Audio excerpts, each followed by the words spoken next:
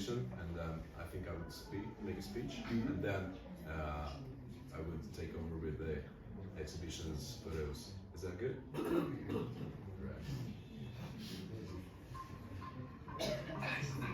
Hungarian language researcher was the first to write a definitive dictionary.